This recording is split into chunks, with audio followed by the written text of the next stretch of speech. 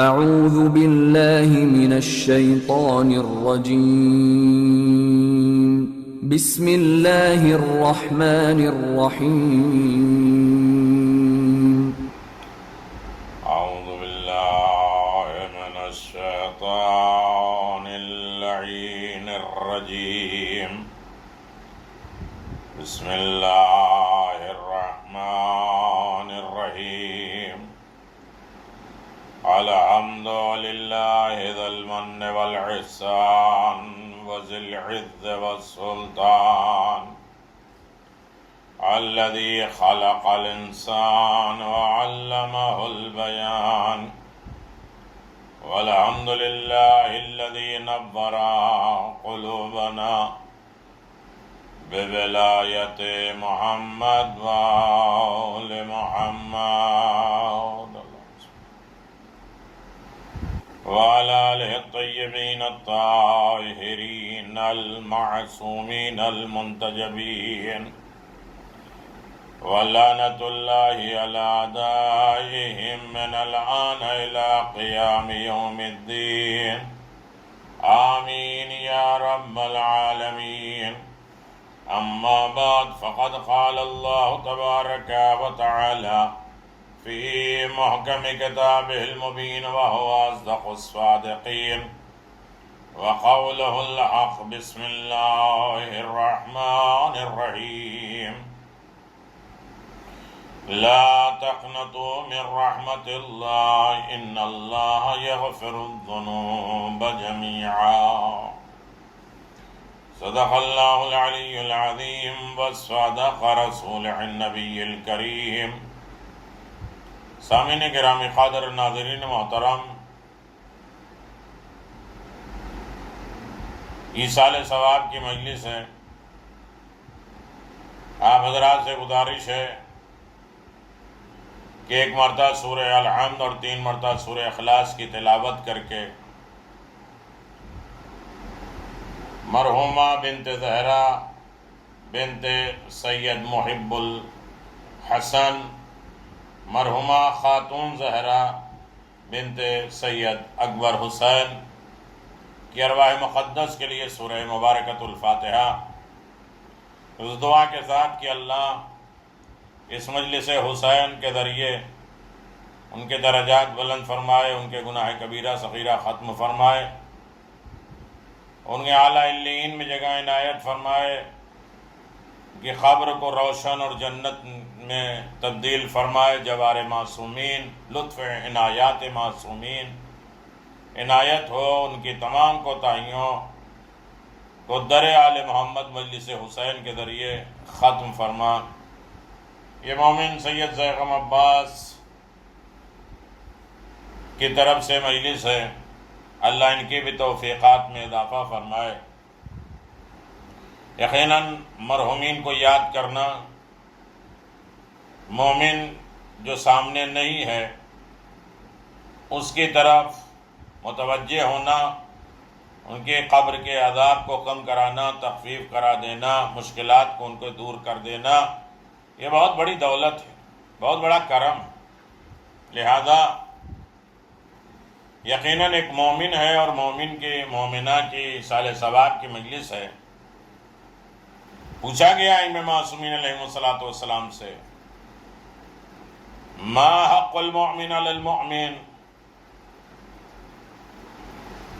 محمد علیہ السلام نے جواب دیا، للمؤمنین علی المؤمنین مؤمن 7 حقوق واجبہ لیس منها حق الا وهو واجب علی اخیہ ضیع من حق خرج من ولایت اللہ ترک طاعت لم یکن.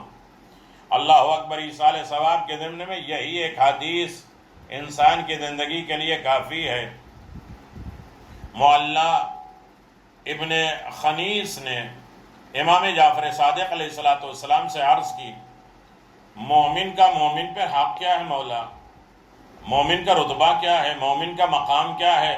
اس ضمن میں آپ نے سنا ہے اور مسلسل سنتے آ رہے ہیں، لیکن ایک مومن کا مومن کے اوپر حق کیا ہے، ذمہ داریاں کیا ہیں، ڈیوٹیز کیا ہیں؟ کسے مومن کہیں گے اور کس طریقے کے مومن ایک دوسرے کے خیال رکھے، ایک دوسرے کی ذمہ داریوں کو پورا کرے، یقیناً بہت بڑا رتبہ ہے، بہت بڑا مقام ہے مومن کا۔ مومن کے صفات کبھی قرآن بیان کر رہا ہے، کبھی رسول بیان کر رہے ہیں، کبھی مولا کائنات امیر المؤمنین علی ابن ابی طالب بیان کر رہے ہیں، باقی معصومین علیہ الصلوۃ والسلام نے مومن کے فضائل بیان کیے ہیں، مومن کے مقامات بیان کیے، مومن کے درجات بیان کیے ہیں۔ پوچھا گیا کہ مولا مومن کا مومن پر حق کیا ہے؟ حضرت نے فرمایا مجھے ڈر ہے، مجھے ڈر ہے، مجھے خوف ہے، کہیں ایسا نہ ہو کہ میں تم کو بتا دوں اور تم عمل نہ کر سکو۔ میں غور کریں، فکر کریں، ایمان کتنے فکر مند ہیں کہ میں تمہیں بتاؤں اور تم اس پر عمل نہ کر سکو، بھول جاؤ اور یاد نہ رکھ سکو۔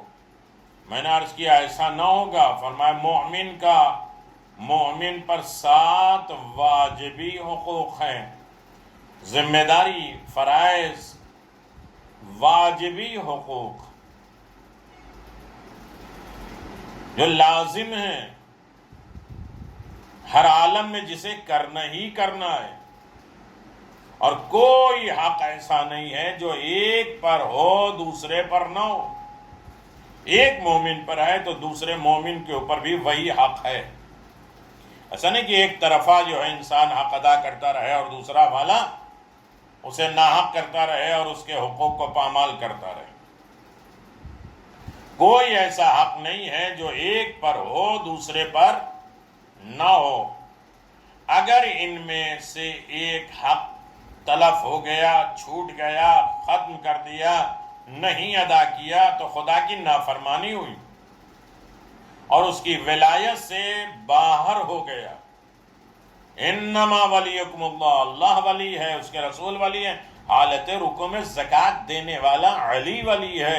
لیکن یہ ولایت کب ملے گی کہ جب مومن کے 7 حق ہیں ایک دوسرے کے اوپر، اگر ایک بھی ولایت میں، ایک بھی حق میں کوئی کمی ہو جائے، کوتاہی ہو جائے تو یقیناً حق ولایت سے وہ نکل جائے گا۔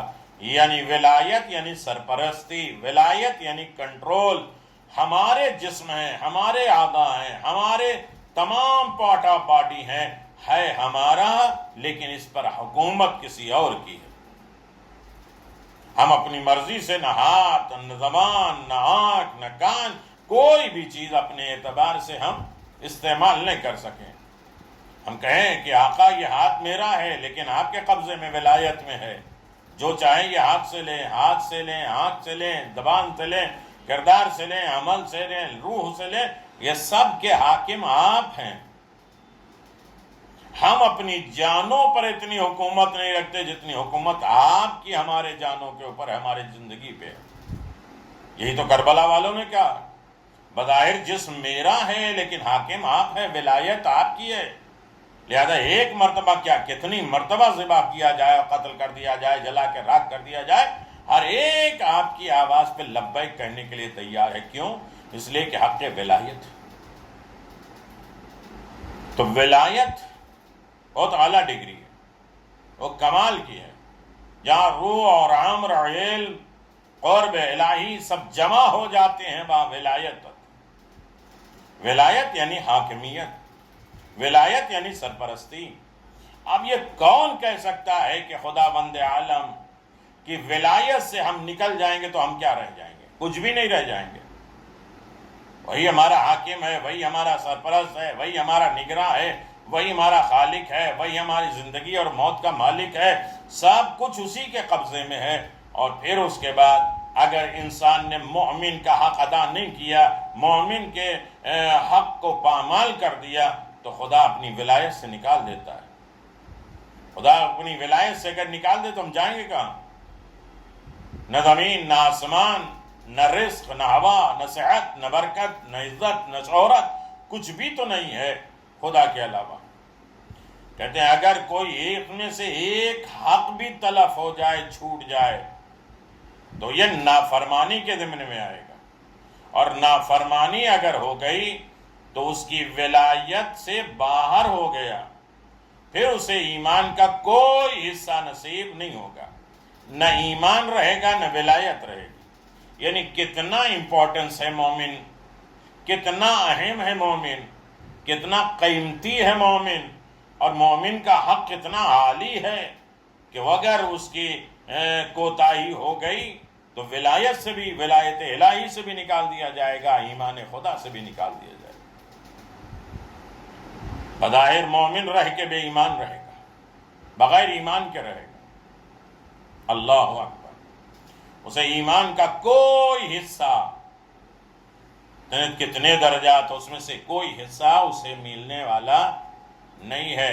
ان حقوق میں سب سے آسان حق یہ ہے کہ مومن جو اپنے لیے پسند کرے وہی اپنے دوست اور مومن کے لیے پسند کرے، جو خود ناپسند کرے وہی دوسروں کے لیے ناپسند کرے۔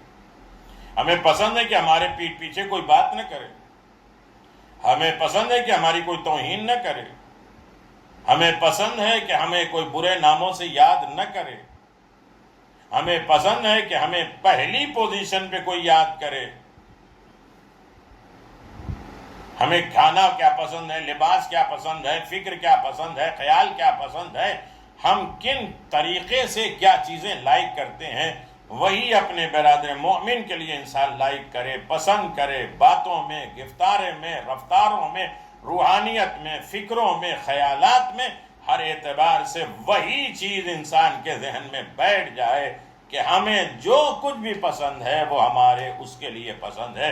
یہ سب سے چھوٹا حق ہے مومن کا، مومن اگر اسے ادا نہیں کیا ہے تو ولایت سے بھی نکل جائیں گے، ایمان کے کسی حصے کو بھی حاصل نہیں کر پائیں گے، نصیب نہیں ہوگا، ایمان بھی نکل جائے گا۔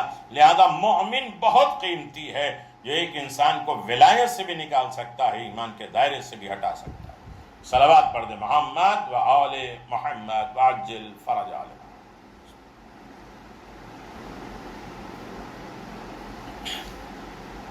تعزیران محترم، بڑی اہم ترین گفتگو ہے ایصال ثواب کی، اور یقیناً بہت سی چیزیں میں ناپسند ہے۔ اب گھر میں 2-4 دن کا باسی کھانا ہو گیا ہے، ہم اپنے لیے نہیں استعمال کریں تو کسی کے لیے بھی استعمال نہیں کر سکتے، مومن کے لیے نہیں۔ ہمیں یہ لائق نہیں، ہمیں پسند نہیں ہے تو لہذا ہم کسی اور کا دے دیں، نہیں، جو پسندیدہ چیز ہے وہ راہ حق میں دے، راہ دین میں دو۔ جناب سیدہ نے شادی کے پہلے دن کا لباس اتار کے دے دیا، باپ آیا ہے ملنے کے لیے، بیٹا تمہارے شادی کا لباس، بابا میں نے دے دیا، جو پہنا وہ کیوں نہیں؟ میں نے آپ سے سیکھا ہے کہ اپنی پسند ترین چیز راہ خدا میں دو، مومن کو دو، سائل کو دو۔ مولا در خیبر فتح کرتے ہیں، کتنے من سونے ملے، کتنے دولت ملی، لیکن سب بیوہ اور یتیم کو تقسیم کر کے مولا کائنات آ گئے۔ مجھے پسند ہے، میں نے راہ خدا مجھ سے دے۔ اللہ، اگر یہی بات کی جائے تو کافی ہے، اس پر پوری مجلس ہو سکتی ہے، لیکن اہل فہم ہیں، اہل نظر ہیں، یقیناً اس بات پر غور و فکر کریں گے کہ کس عالم میں کیسی چیزوں کو انسان اپنے سامنے رکھے اور ہر مشکلات سے اپنے آپ کو بچانے کی کوشش کرے۔ تو پہلا حق ہے، چھوٹا حق ہے، ادنا حق ہے، جو اپنے لیے پسند کرے وہی اپنے برادر مومن کے لیے پسند کرے، جو خود ناپسند کرے وہی اس کے لیے ناپسند کر دے، تو حق ولایت میں بھی رہے گا، ایمان کے حصے میں بھی رہے گا۔ دوسرا حق یہ ہے کہ اپنے دوست کی جان اور مال، ہاتھ، پاؤں، زبان سے مدد کرے، اپنے مومن بھائی کی جان سے، مال سے، ہاتھ سے، پاؤں سے، زبان سے مدد کرے۔ ہمارا مسئلہ یہ ہے کہ جان تو بڑی بات ہے، مال تو چھوڑ دیجئے، ہاتھ پاؤں زبان سے بھی مدد نہیں کرتے۔ زبان، ہاتھ پاؤں چلے گا مخالفت میں چلے گا، وہی مومن کی توہین میں چلے گا، حسد میں چلے گی، طعنے اور تشنیع میں چلے گی، گفت چینی میں چلے گی، بال کی کھال نکالیں گے۔ پریشان کریں گے، حیران کریں گے۔ ایسے مشکل دور میں مومن کے کام آؤ، ورنہ حق ولایت سے بھی نکالا جائے گا اور ایمان کے دائرے سے بھی عاق کر دیا جائے گا، نکال دیا جائے گا۔ بہت لمبی تشریح ہے، بہت سی حدیثیں اور واقعات ہیں اس ضمن میں کہ مومن ایک دوسرے مومن کے جان، مال، ہاتھ، پاؤں، زبان سے مدد کرے۔ اللہ مولا کائنات امیر المومنین علی بن ابی طالب علیہ السلام نے ارشاد فرمایا کہ اگر برائی کو ختم کرنا ہے تو ہاتھ اور زبان سے برائیاں ختم کرو، زمانے تک برائیاں دور ہو جائیں گی۔ ہاتھ صحیح رکھو، مدد کے لیے، حمایت کے لیے، گواہی کے لیے، کسی کے سپورٹ کے لیے، ہمدردی کے لیے۔ زبان بھی دوسرے کی تکلیف، زحمتوں کے لیے آمادہ نہ کرو، یہ چیر پھاڑ کھائے گا۔ زبان کے موضوع پر نہج البلاغہ کے ضمن میں باتیں یوٹیوب پہ ہو رہی ہیں، آپ اس کو ملاحظہ فرمائیں۔ 300 خرابیاں یا جرم ہیں جو زبان سے انسان کرتا ہے، اس میں سے 40 گناہ کبیرہ ہیں جو صرف زبان سے انسان کرتا ہے۔ زبان کو مولا کائنات نے کہا کنٹرول کرو، زبان کا خیال رکھو۔ زبان ایک درندہ ہے جو چیر پھاڑ کرے گا۔ زبان بڑی اچھی چیز بھی ہے، بہت بری چیز بھی ہے۔ زبان بڑی خطرناک ہے، اس لیے اللہ نے 2 لاکروں میں بنایا، آزاد نے کیا۔ 32 دانتوں کے درمیان، پھر اس کے بعد لپس اور ہونٹوں کے درمیان رکھا، اسے قید رکھا، اسے آزاد نہ کرو۔ بولو تاکہ پہچانے جاؤ کہ دل میں مٹیریل کیا ہے۔ ہر انسان اپنی زبان کے نیچے چھپا ہے، بولتا ہے تو پہچانا جاتا ہے یہ کس طرح ہنر ہے، کس قابلیت میں ہے، کس کی قدر و قیمت کیا ہے، اس کا مقام اور رتبہ کیا ہے۔ بہت سی گفتگو اور لمبی باتیں ہیں، لیکن میرے عزیزوں دوسری یہ ہے، پہلی چیز یہ ہے کہ اپنے جو پسند کرے وہ دوسرے کے لیے، مومن کے لیے پسند کرے۔ دوسری یہ ہے کہ اس کے لیے جان، مال، ہاتھ، پاؤں، زبان سے مدد کرے۔ تیسری یہ کہ اس کی رضامندی کے در پہ رہے۔ ارے میرا کیا بگاڑ لے گا، میرا کیا کر لے گا، میں 2-4 باتیں سنا دوں گا، یہ ہو جائے گا، وہ آئے گا۔ میری انانیت، میرا تکبر، میرا غرور، میری زبان، میرا فکر، میرے خیال، میری سوچ کیا ہے؟ نہیں، ہر عالم میں مومن کو راضی رکھنے کی کوشش کرتے رہو۔ اگر نہیں ہے تو ولایت سے نکال دیا جائے گا، ایمان کے دائرے سے ہٹا دیا جائے گا۔ میرا مومن بندہ کیسے راضی ہوتا ہے، خوش ہوتا ہے، اس کی طرف ہمیں غور کرنا ہے۔ یہ ہے ایصال ثواب کی مجلس ہے۔ مرنے والا کیسے راضی ہوگا، اس کے معاملات کیسے حل ہوں گے، اس کی مشکلات کیسے دور ہوں گے، ہم اپنے بری ذمہ کیسے ہوں گے، اس کے احسانات کو ہم ادا کیسے کریں گے جو مرحومین ہیں، اور ان کے حقوق ہم ادا کیسے کریں۔ اللہ اکبر۔ اس کو ناراض نہ ہونے دے کسی عالم میں مومن، اس کا کہنا مانے اور اس کو ہر منزل رضا الہی کی طرف لے کے جائے۔ چوتھا حق، اس کے لیے نگاہ آئینہ صفت رہنا۔ اس کے سامنے مومن کا آئینہ ہے۔ ہر انسان آئینہ دیکھ کے اپنے آپ کو پہچانتا ہے۔ آئینہ جب تک ہم آئینے کے سامنے ہیں وہ ہماری خرابیاں، خوبیاں سب بتائے گا۔ آئینے سے ہٹ گئے تو وہ ہماری تصویر کو مٹا دے گا۔ تو مومن کے لیے صفت آئینہ ہے، اچھی صفت کا آئینہ ہو، سامنے ہو تو اسے روکتا اور ٹوکتا رہے، نصیحت کرتا رہے۔ پیچھے چلا جائے تو اس کے سارے معاملات کو بند کر دے، نہ غیبت، نہ بہتان، نہ الزام، نہ فکر، نہ ان کی باتیں، نہ انسان یہ چاہتا ہے کہ میرے بارے میں بات نہ کرے، تو ہمیں بھی اس کے بارے میں بات نہیں کرنا چاہیے۔ ہم یہ کہتے ہیں ارے وہ اس کے اندر تو یہ باتیں پائی جاتی ہیں، یہ تو کامن ہے۔ اگر یہی باتیں ہماری ہونے لگے گی تو ہمیں کیا ہوگا؟ تو ہر عالم میں انسان ولایت سے بھی نکل جائے گا، ایمان کے دائرے سے بھی ہٹ جائے گا۔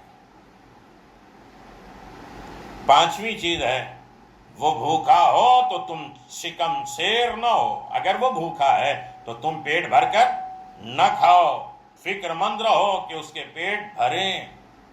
اللہ اکبر۔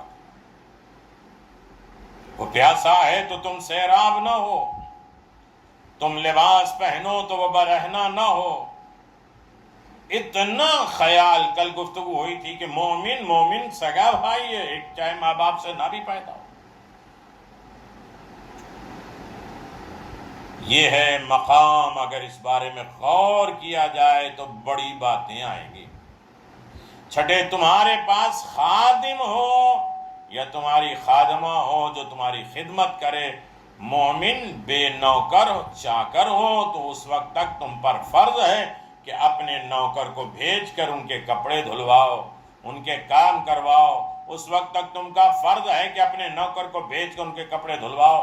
اس لیے اس کے لیے کھانا پکواؤ، اس کے لیے بستر بچھواؤ، اس کا اہتمام کرو، اس کے سکون کا ذریعہ بنو۔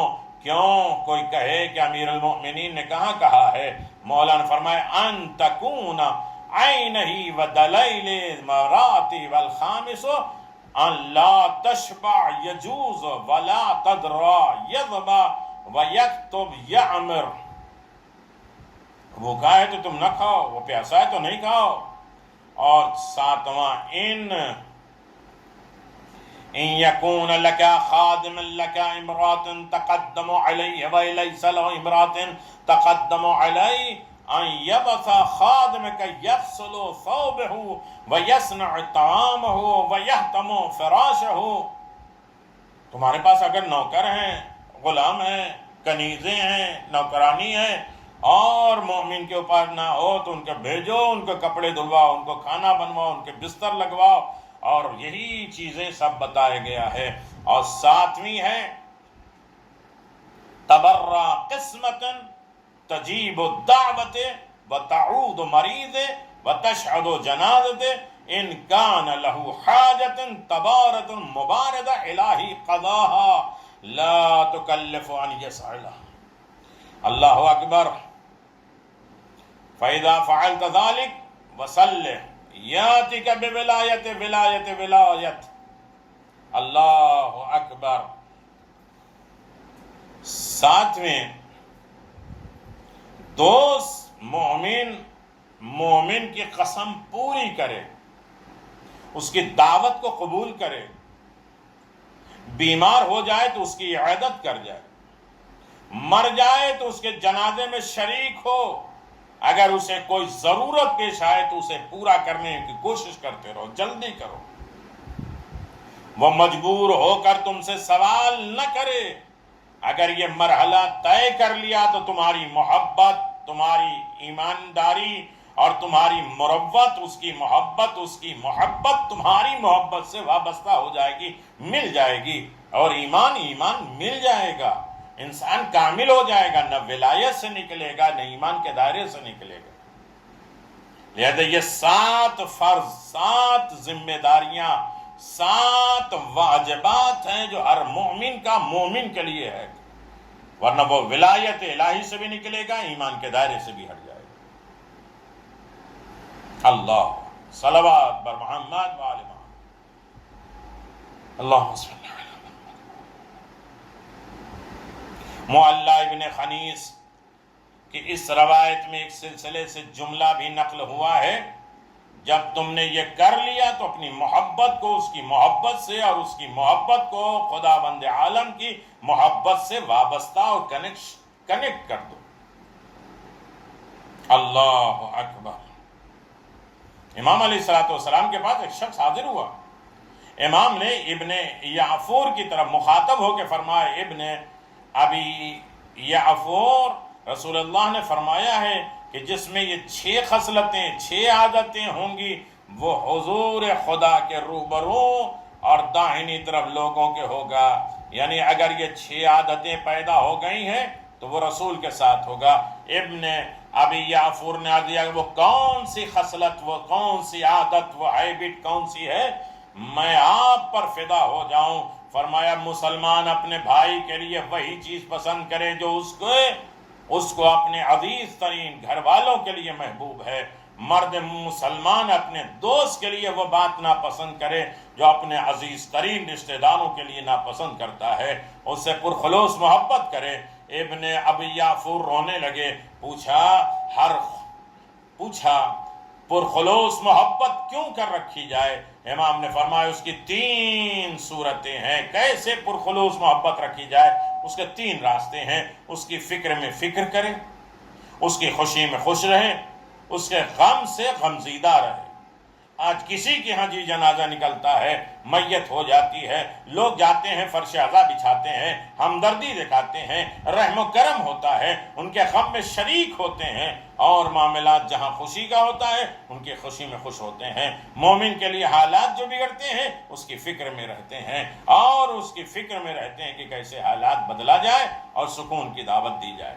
ورنہ دوست کے لیے مسرت کی دعا کریں، کچھ نہیں کہہ سکتے تو کم از کم مومن کے خوشی کے لیے دعا مانگتے۔ راوی کہتا ہے پھر ابو عبداللہ نے فرمایا 3 باتیں تم سے متعلق ہیں، تمہاری ڈیوٹی اور ذمہ داریوں میں ہے، 3 ہم سے ہے۔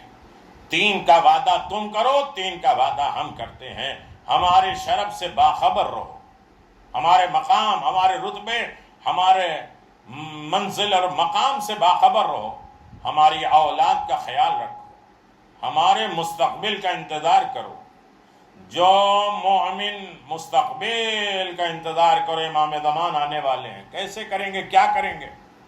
جو مومن اس انداز کا ہوگا وہ حضور خدا میں سامنے حاضر ہوگا، خدا کے حضور میں حاضر ہوگا، اور اس سے کم درجے کے لوگ اس کی روشنی سے نور حاصل کریں گے، لیکن وہ لوگ جو داہنی طرف ہوں گے ان کا بھی عالم یہ ہوگا کہ ان سے کم تر درجہ کے لوگ اگر ان کا مرتبہ دیکھ لیں گے تو اپنی زندگی سے بیزار ہو جائیں گے، جلد از جلد موت کی تمنا کریں گے، وہ مرتبہ حاصل کریں، مومن کی مدد کریں، ورنہ موت برحق ہے، رسوائی اور ذلت ہے۔ انسان دعا کرے گا کاش مجھے موت آ جاتی اور اس طریقے کی موت آتی کہ ہم یہ سارے کام کر سکتے ہیں۔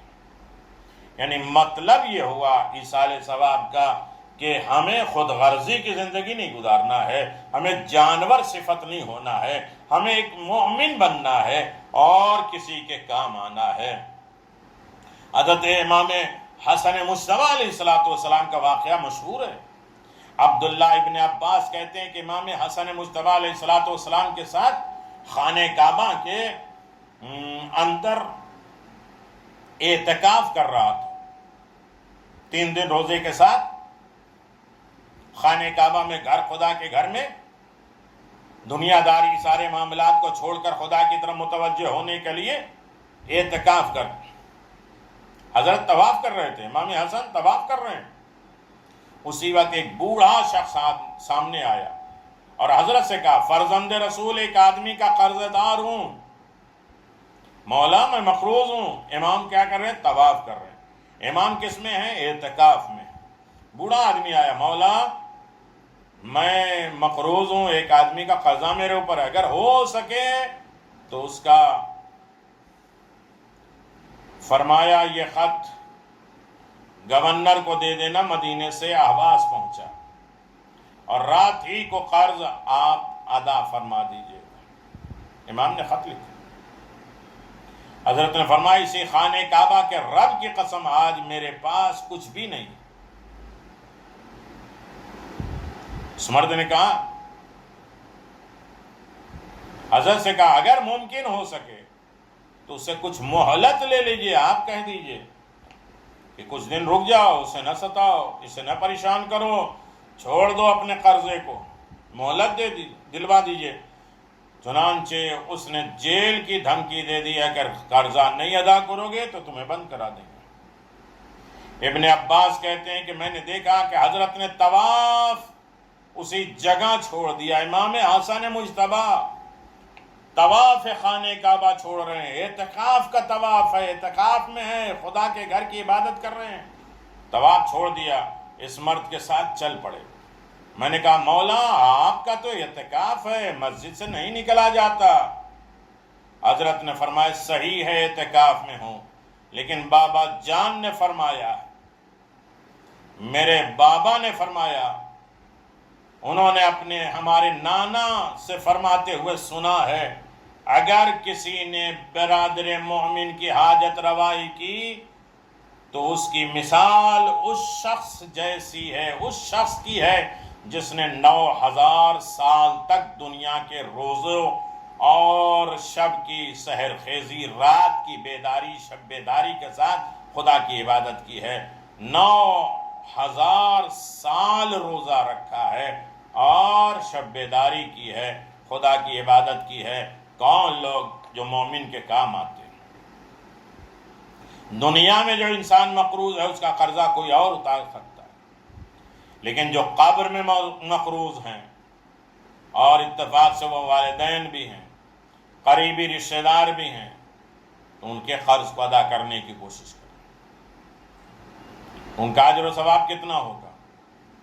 اس سال ثواب کے ضمن میں یہی بات مجھے کہنی ہے کہ مرنے والے کا ہمیں خیال کرنا ہے، اور قبر میں جو پہنچ گئے ہیں ان کی تکلیفوں کا احساس کرتے ہوئے ان کی تکلیفوں کو دور کرنے کے لیے ہمیں آمادہ ہونا چاہیے، اور یہ یاد رکھنا چاہیے قبر کی منزل بہت مشکل ہے،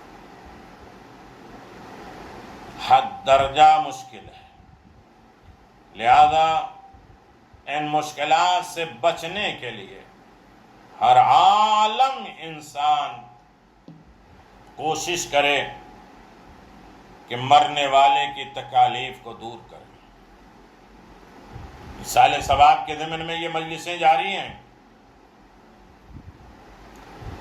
یقیناً مومن کا حق کیا ہے کہ مسلسل سلسلے وار اس سال ثواب کے ضمن میں امید الہی کی بنیاد پر، ایک دوسرے مومن کے خیال رکھنے کی بنیاد پر گزارش کرتا آ رہا ہوں۔ خدا کریم کس قدر اپنے بندے مومن کو دوست رکھتا ہے کہ اس کے نزدیک سب سے زیادہ محبوب کام، پسندیدہ کام یہ ہے انسان اس کے بندے مومن کو خوش رکھے، جو قبر کی تنہائی میں جی رہے ہیں، جو مشکلات زمانہ برداشت کر رہے ہیں، ان کے لیے ہمیں زندگی جینا ہے، صحیح معنوں میں ان کی حیات کے بارے میں غور کرنا ہے، ان کی خوشی کے اسباب فراہم کرنا ہے۔ حسین ابن یقطین کے دادا اہواز میں رہتے تھے، اہواز کے گورنر یحییٰ ابن خالد کی طرف سے ان پر ٹیکس عائد تھا، جس کی مقدار اتنا ٹیکس تھا کہ یقطین کے دادا کی ساری جائیداد سے بھی زیادہ تھی۔ اگر گھر بار بیچ بھی دیتے، ادا نہ کر پاتے۔ کسی نے یقطین کے دادا کو مشورہ دیا کہ گورنر شیعہ اہل بیت ہے، اس سے براہ راست ملو، جاؤ ملو، ملاقات کرو، وہ سہولت فرما دے گا، وہ آسانی کر دے گا۔ لیکن میں نے یہ سوچا کہیں شیعہ نہ ہوا تو کیس الٹ جائے گا، کتنے گنا اس کے اوپر اور ٹیکس لگا دے گا۔ یہی ہوتے ہیں حالات۔ مومن کے کام آئے، مومن کی ذمہ داریاں ہیں، مومن کے مشکلات کو دور کرے۔ کہتے ہیں اگر یہ معلوم ہو گیا کہ وہ شیعہ نہیں ہے تو ہماری مشکل اور بڑھ جائے گی، ٹیکس بھی بڑھا سکتا ہے، قید میں بھی ڈال سکتا ہے، سزا بھی دے سکتا ہے، کچھ بھی کر سکتا ہے۔ حسد، جلسی شیعہ نے علی بن ابی طالب سے بہت بڑھی ہے، ساری دنیا دشمن ہے علی کے چاہنے والوں سے، ساری جائیداد بھی ضبط کر لے گا، میرا ٹیکس بھی باقی رہے گا، ظلم و ستم بھی ہمارے اوپر کرے گا اگر میرا مولا کے چاہنے والا نہیں ہوا۔ لہذا یہ طے کیا کہ حضرت امام جعفر صادق علیہ السلام سے عرض مدعا کروں، ان سے اپنی بات بیان کروں، اپنے حالات کو پیش کروں۔ مدینہ پہنچا، حضرت کی خدمت میں باریابی کا شرف ہوا آنے کا، اپنی ساری باتیں کہیں۔ حضرت نے فوراً ایک کاغذ پہ لکھا، یاد رکھیے قرض میں، مشکلات میں بچنے کے لیے، ظالم سے نجات پانے کے لیے، کوئی زبردستی کر رہا ہے اسے اس کے زبردستی روکنے کے لیے، اپنی مشکل پریشانی کو دور کرنے کے لیے امام جعفر صادق علیہ السلام کا یہ نسخہ ہمیں ہر عالم میں یاد رکھنا چاہیے کہ امام علیہ السلام نے کیا کیا۔ لکھا کاغذ میں بسم اللہ الرحمن الرحیم۔ پہلی کامیابی تو یہی ہے کہ انسان بسم اللہ کر کے ہر کام کرے، مشکل مسائل پریشانیوں سے نجات پائے گا، جسمانی روحانی تمام تکلیفیں دور ہوتی ہیں بسم اللہ۔ بہت سے واقعات امام نے لکھا بسم اللہ الرحمن الرحیم، انا للہ فی ظل عرش ظلا لا یسکن الا من نفس عن اخیہ قربتہ وعیانہ بنفسه وأوصنا عليه معروفا بشق تمرة هذا أخوك والسلام۔ امام علیہ السلام نے کیا لکھا؟ خدائے رحمان الرحیم کے نام نامی سے شروع کرتا ہوں، جو رحمان ہے رحیم ہے۔ عرش الہی کے نیچے ایک سایہ ہے، اس سائے تلے وہی پہنچ سکے گا جو اپنے برادر مومن کے درد کرب مشکلات کو دور کرے گا، برطرف کر دے گا، بذات خود اس کی اعانت کرے گا، اس کی مدد کرے گا، یا اس کے بھائی کریں، چاہے نصف خرما آدھے کھجور کے ساتھ ہی کیوں نہ ہو، نامہ بر تمہارا بھائی ہے، چاہے ایک کھجور آدھے کھجور کے ساتھ، یا اس کے کرب اور ہم کو دور کر دو، اللہ تمہیں سائے رحمت میں رکھے گا، یہاں کوئی سایہ نہیں ہوگا۔ عرش الہی کے نیچے ایک سایہ ہے، اس سائے کے نیچے وہی پہنچتا ہے جو اپنے برادر مومن کی مشکلات کو دور کرتا ہے، پریشانی کو دور کر دیتا ہے، بذات خود اس کی اعانت کرتا ہے، مدد کرتا ہے، یا کسی سے بھلائی کرا دیتا ہے، چاہے ایک کھجور کے ذریعے۔ یہ خط پہ حضرت نے مہر لگائی، میرے حوالے کر دیا۔ باتیں بہت لمبی ہیں، حاکم کے دروازے پہ پہنچا، اطلاع کرائی، حضرت امام جعفر صادق علیہ السلام کا ایلچی اور قاصد آیا۔ حاکم جیسے ہی ان کی خبر ہوئی، ننگے پیر دوڑتا ہوا آیا، نظر پڑتے ہوئے مجھے سلام کیا، پیشانی کا بوسہ دیا، پوچھا جناب عالی میرے مولا کے پاس سے آ رہے ہو؟ میں نے کہا ہاں۔ حاکم نے کہا اگر حقیقتاً آپ وہاں سے آ رہے ہیں تو آپ نے مجھے جہنم سے بچا لیا۔ پھر میرا ہاتھ پکڑ کر گھر میں لایا، اپنے جگہ بٹھایا، خود میرے سامنے بیٹھا، پوچھا جب آپ مدینے سے چل رہے تھے تو حضرت کیسے تھے؟ میں نے کہا ٹھیک تھے۔ حاکم نے کہا خدا کی قسم ٹھیک تھے؟ پھر پوچھا ٹھیک تھے؟ میں نے کہا جی ہاں بالکل ٹھیک تھے۔ پھر پوچھا ہر اعتبار سے ٹھیک تھے؟ میں نے کہا ہاں ہر اعتبار سے ٹھیک تھے۔ پھر میں نے کہا میں نے امام کا لکھا ہوا خط اس کے سامنے رکھا، گورنر نے خط کو چوما، آنکھوں سے لگایا، پھر مجھ سے کہا بھائی آپ اپنی حاجت کو بیان کریں۔ میں نے جواب دیا مجھ پر 1000 درہم ٹیکس لگایا ہے، میں اس کی ادائیگی میں مر جاؤں گا۔ میری باتوں کو سننے کے بعد سرکاری نوٹس کو مجھ سے لیا اور قرض کو معاف کرتے ہوئے اپنے پیسوں کا صندوق منگوایا اور اس میں موجود آدھی رقم روک لی، بقیہ میرے حوالے کر دیا۔ مزید 2 سواریوں کے گھوڑے، 1 خادم کے لباس بھی مجھے عطا فرمایا۔ میں یہی اپنی ساری ملکیت کا آدھا حصہ مجھے بخش دیا۔ مجھ سے کہا اب تم خوش ہو گئے؟ میں نے کہا بے حد خوش ہو گئے۔ بات گزر گئی، زمانہ حج آ گیا۔ میں نے سوچا اس خوشی کا سوائے حج کے بدل کے کوئی نہیں ہے کہ میں اس زمین میں حج کر لوں۔ بہتر یہی ہے کہ اس سرزمین پر پہنچ کر اس گورنر کے لیے دعا کروں، خود مولا کا شکریہ ادا کروں، حضرت سے بھی کہوں کہ اس گورنر کے لیے دعا فرمائیں۔ یہ سب سوچ کر سفر کے لیے نکل پڑا اور یہ طے کیا کہ مدینہ منورہ میں پہلے حضرت سے ملاقات کروں گا، پھر حج کے لیے مکہ جاؤں گا۔ مدینہ پہنچا، خوش خوش حضرت کی خدمت میں تشریف لایا. حضرت نے مجھے مسرور دیکھتے ہوئے فرمایا، خوش دیکھتے ہوئے فرمایا گورنر کی ملاقات کیسی رہی؟ میں نے من بالکل سیم اسے بیان کر دیا، وہ امام کی خدمت میں پیش کر دیا. حضرت کے چہرے اقدس پہ خوشی کے آثار نمایاں ہوئے.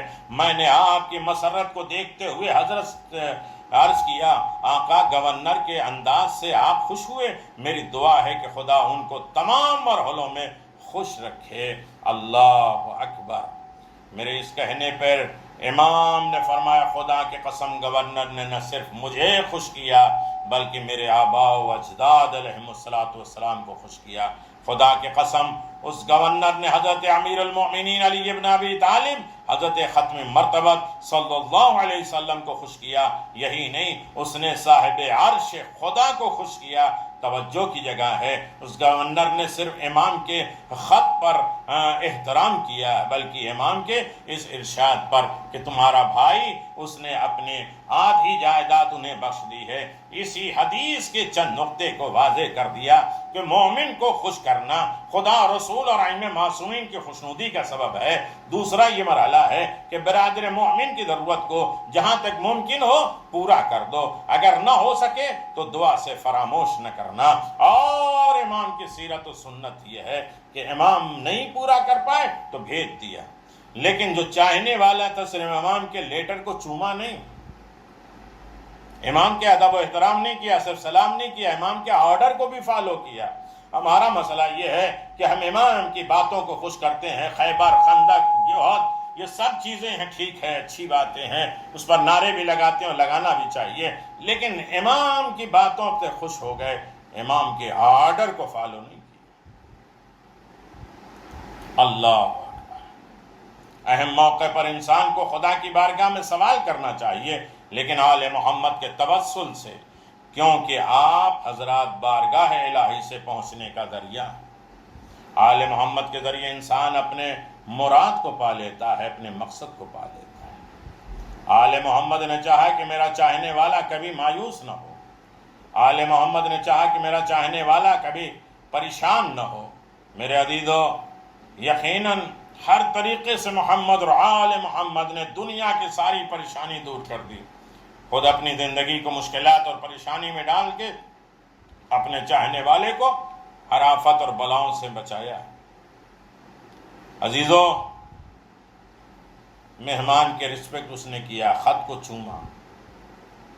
حسین بھی عقیل کو بھیج رہے ہیں، جناب عقیل کے ساتھ سلوک کیسا؟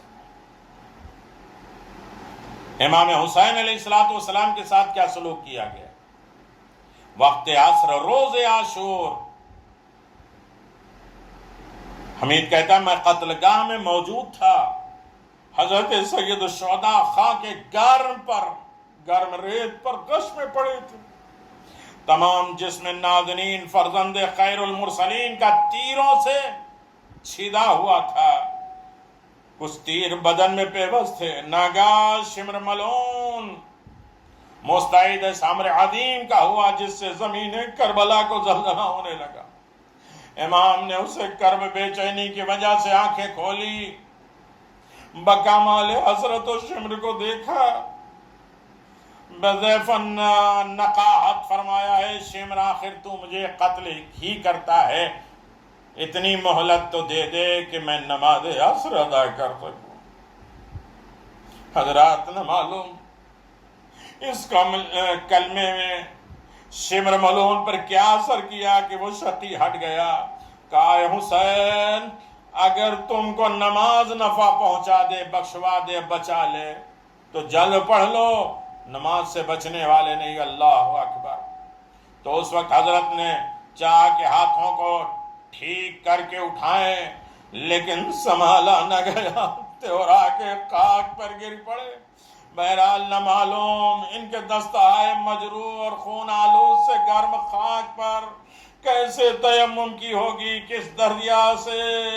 زمین کربلا سے مخاطب ہو کے فرمایا اے زمین کربلا گواہ رہنا، حسین نے مرتے دم تک بھی پانی نہ پایا. جو وضو کرتا مجبور تجھ پر تیمم کر کے نماز آخری بجا لاتے ہیں، پھر حضرات بمشکل سے بیٹھ کر نماز میں مشغول ہوئے، اسی لیے ان جناب میں طاقت کھڑے ہونے کی نہیں تھی۔ مگر افسوس حضرات قاعدہ یہ ہے، اگر کافر بھی امان دیتے ہیں تو پھر اس سے معترض نہیں ہوتے۔ ارے شمر تو اپنے نبی کے نواسے کو خدا کی عبادت کے واسطے مہلت دی تھی، ارے اس پر بھی وہ رکا نہیں، نماز تمام بھی نہیں کرنے پائے تھے، آخری سجدہ تھا، اس بے حیا نے 12 ضربوں کی جانب قضا سے سر اقدس کو جدا کیا۔ صاحب امر زمان فرماتے ہیں السلام علی مذبوح من القضاء، السلام علی من تولی دفنہ اہل القرآن، سلام اس شہید پر جو پس گردن ذبح کیا گیا، سلام اس مظلوم پر جس کو ترس کھا کے اہل قریہ نے دفن کیا۔ حسین مارے گئے لیکن امت کو بخشوا دیا۔ الا لعنت اللہ علی قوم الظالمین، سیعلم الذین ظلموا ای منقلب ینقلبون، ان للہ و انا الیہ راجعون، رضا بقضائہ و تسلیما لامرہ۔ پروردگار ہماری اس قلیل سی عبادت کو قبول فرما، اسے قلیل نہیں بلکہ کثیر میں شمار فرما، اسے احسن جزا کے ساتھ مشہور فرما، ہمیں تمام فتنے آفات و بلاؤں سے محفوظ فرما، عزت و کامرانی کی زندگی عنایت فرما، لطف و عنایات آل محمد سے وابستہ ہونے کی دولت عطا فرما، ہمیں تمام فتنے آفات اور بلاؤں سے محفوظ فرما، ہم سب کے مرحومین کی مغفرت فرما، زندوں کی حفاظت فرما، ایصال ثواب جس کے ضمن میں پروردگار ان کے قبروں کو روشن فرما، ان کے واجبات کو پورا کر دے، حقوق الناس کو ادا کر دے، جن لوگوں نے یہ مجلسیں کرائی ہیں پروردگار ان کی روزی میں برکت دے، انہیں فکر میں اضافہ فرمائے، ان کی نیکیاں قبول فرمائے، انہیں زیادہ زیادہ اپنے مرنے والے کے حقوق ادا کرنے کی دولت عطا فرمائے، کربلا کی زیارت نصیب فرما، امام زمان کے ظہور میں تعجیل فرما، ہم سب کو اپنے حفظ و امان میں رکھنا، صحت و سلامتی کے ساتھ رکھنا، تمام فتنے آفات اور بلاؤں سے ہمیں محفوظ رکھنا۔ ربنا تقبل منا انك انت السميع العليم بحق محمد وآلہ الطیبین الطاہرین، اللہم صلی علی محمد وآلہ۔ اب حضرات سے گزارش ہے کہ مرتبہ سورہ حمد اور 3 مرتبہ سورہ اخلاص کی تلاوت کر کے مرحومہ بنت زہرا بنت سید محب الحسن، مرحومہ خاتون زہرا بنت سید اکبر حسین کی روح کو ایصال کر دیجئے اور دعا کریے کہ اللہ انہیں بہترین مقام عنایت فرمائے۔ آج انہیں رات میں محسوس ہو کہ میرے رشتہ دار نے جو مجھے تحفہ بھیجا ہے وہ میری قبر کو اجاگر کر گیا، روشن کر گیا اور ہر مشکل سے ہمیں نجات کر گیا اور ہمارے تمام معاملات کو حل کر گئی یہ مجلس اور ہر طریقے کی فتنوں سے محفوظ فرما۔ ربنا تقبل منا انك انت السميع العليم، بسم الله الرحمن الرحيم، الحمد لله رب العالمين الرحمن الرحيم مالك يوم الدين، إياك نعبد وإياك نستعين، اهدنا الصراط المستقيم صراط الذين أنعمت عليهم غير المغضوب عليهم ولا الضالين، بسم الله الرحمن الرحيم، قل هو الله أحد الله الصمد لم يلد ولم يولد ولم يكن له كفوا أحد، بسم الله الرحمن الرحيم، قل هو الله أحد الله الصمد لم يلد ولم يولد ولم يكن له كفوا أحد، بسم الله الرحمن الرحيم، قل هو الله أحد الله الصمد، اللهم صل على محمد، اللهم صل، اللهم بابا صوافي ومن في المغفرة عدتي في قربتي يا صاحبي في الشهود، صل على محمد وعلى محمد، اللهم عجل لوليك الفرج